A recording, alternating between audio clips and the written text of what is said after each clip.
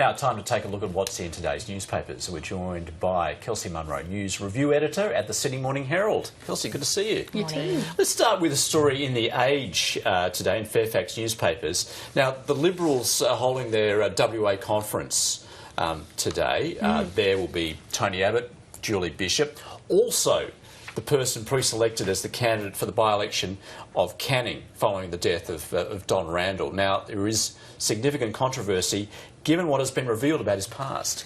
Yeah, this is a big story this morning. Captain Hastie is a former SAS soldier, and there's a big revelation in the Fairfax papers this morning that he was the commander of the troop that is being investigated for chopping off the hands of Taliban fighters in Afghanistan, an incident in 2013, which is still being investigated by Defence. They're saying that Captain Hastie was not with his soldiers at the time this allegedly happened, but was in command of them. So it's not clear what the implications are for him. He has not commented on this story, but yeah, he's now stepped into the limelight, resigned from the army, and is running for the Liberals in Canning in this crucial by-election. I mean, it does open the question about pre-selection, how that occurred, and I guess a question of due diligence. Yeah. Clearly they must have looked into his background, and this you would expect this would have come up. You would. It seems like something you should mention when you're being vetted to run for office, but it's an interesting one because there's been no comment from the Liberals whether they knew about this or and no sense of whether the soldier involved has reported it. So it does seem like a failure of the vetting process if it does become a more serious incident for him. Of course, it's hard to comment given that the investigation is ongoing and there hasn't been much in the way of response to what's laid out in this report. But of course, all eyes will be on this now because the Canning by-election is largely seen as a test of not only how the Liberals are faring, but more particularly how Tony Abbott is faring with, polls having gone down hill for a considerable period of time. Yeah. So this will, in all respects, be a very intensely fought by-election. Absolutely, yeah. It's I think it's a few weeks away, and it's being held after the unexpected death of the Liberal MP Don Randall, who I think had held the seat since 2001. So and he had a huge margin, I think nearly 11%, and so. Given how the Liberals have been going, the federal Liberals have been going in the polls for, I think they haven't been put ahead of Labor for more than a year in the polls. This is a really crucial test of Abbott's leadership, and I think all expectations are that there's a swing against the incumbent government in a by-election, but the size of the swing will be really a crucial sort of judgment on Tony Abbott. In fact, we've got a couple of stories to look at in that vein. Peter Harcher out of the Herald this morning, and also Dennis Shanahan talking about how crucial this by-election will be for the leadership of Tony Abbott. Yeah, well, there's in Peter Harcher's column this morning, he points out it's not just sort of, behind closed doors conversations from MPs. Former John Howard, Peter Reith and Peter Costello were all out this week in the press talking about their concerns about sort of the direction the economy is going and the leadership of the government.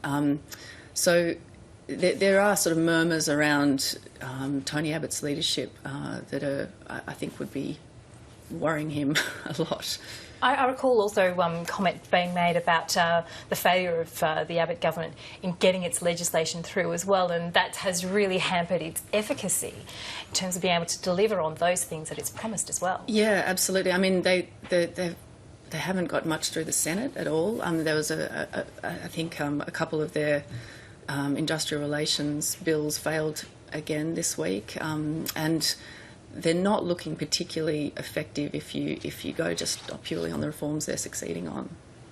Kelsey, let's just turn to another story that's been making news across the week that has it surprised a lot of people just how many people are involved in the issue of Ashley Madison, this extramarital affair website that actually is based in Canada. Now, more and more high-profile people seem to be getting caught up in this. One such person is this Liberal MP in South Australia.